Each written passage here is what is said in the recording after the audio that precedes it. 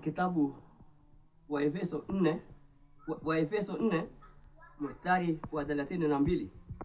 Neno linasema, tena iweni wafadhili ninyi kwa ninyi, wenye huruma, mkisameheana kama na Mungu katika Kristo alivyo wasamehe ninyi.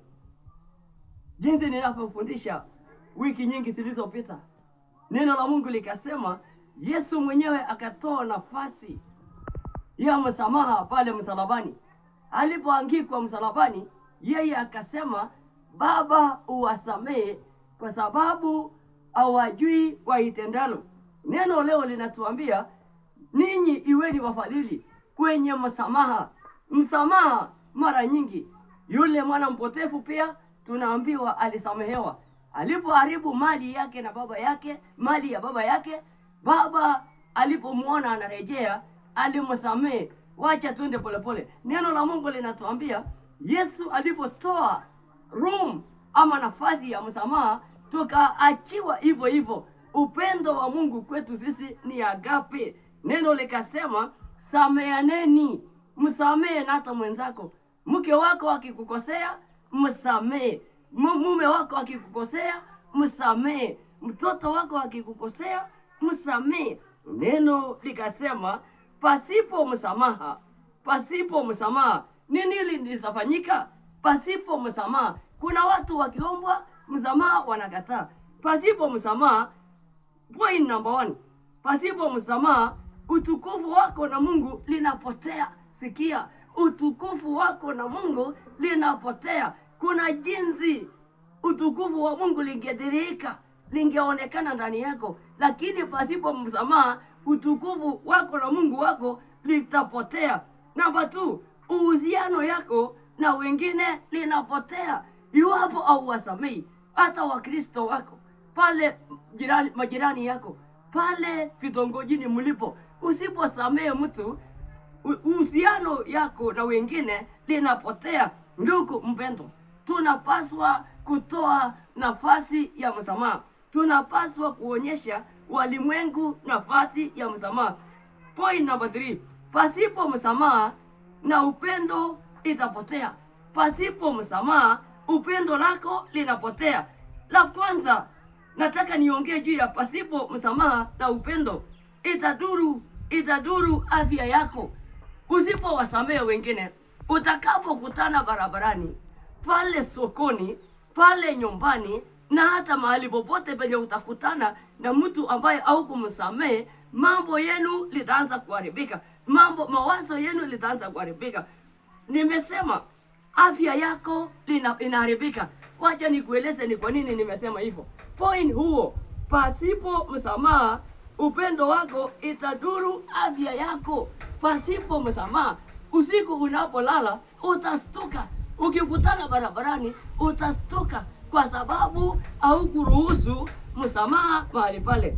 Point number 2, mawazo mabaya inaingia mawazo yako.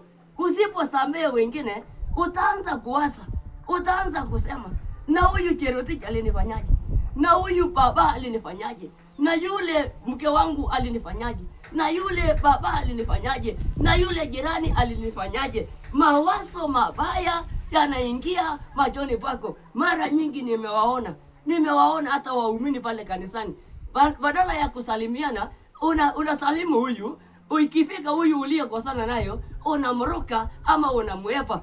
Sikia, mawazo mabaya inaingia mawazo yako. Point nyingine, kukua kiroho linapotea. Badala ya wewe kukua kiroho, mawazo mengine machafu inaingia.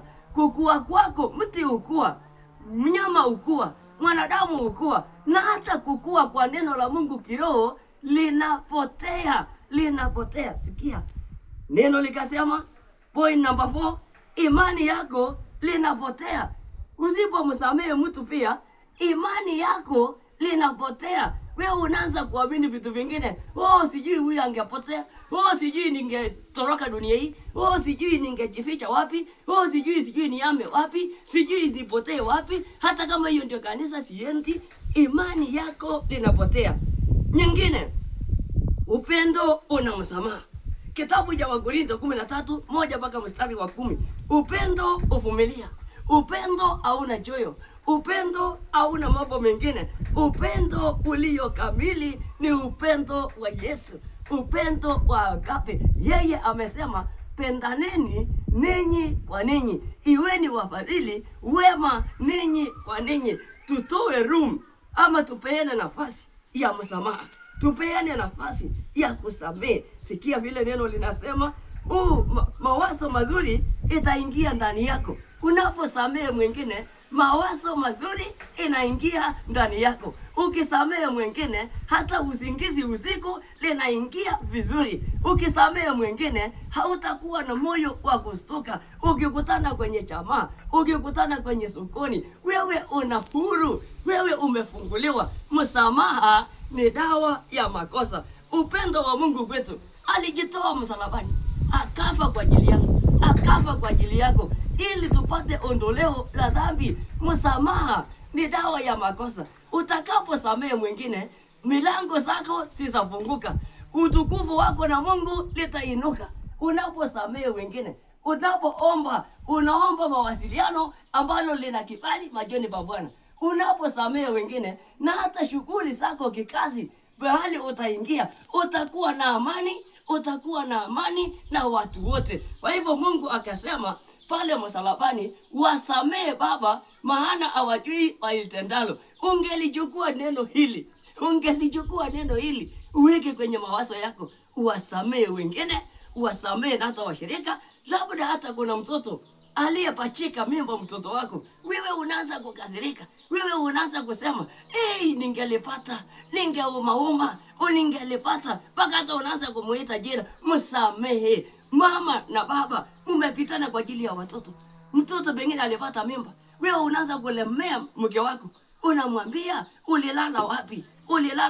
Na kama kuna mtu angelaumiwa, wewe ndio hochman kwako, wewe ndio president kwako. Pengine hata unachelewa, unalemea mama, alikuwa mahali pale. Unakuta mtoto wako anaingia dirisha na anaomba Mungu, anasema Mungu nisaidie, na anaelekea mahali pabaya. Asubuhi anaporejea, anaomba Mungu nisikutane na dadi, Mungu nisaidie. Tutoe nafasi ya kusameheana, na unaposameheana, msamaha wako litakupa uhuru, litakupa mawasiliano nzuri kati yako na Mungu na wanadamu, litakupa mawasiliano mazuri ya kukua kiroho, litakupea mawasiliano mazuri ya kukua kiroho na kiimani. Ninamaliza kwa kusema tusameheane. Msamaha ni dawa ya makosa, na Mungu awabariki jamani.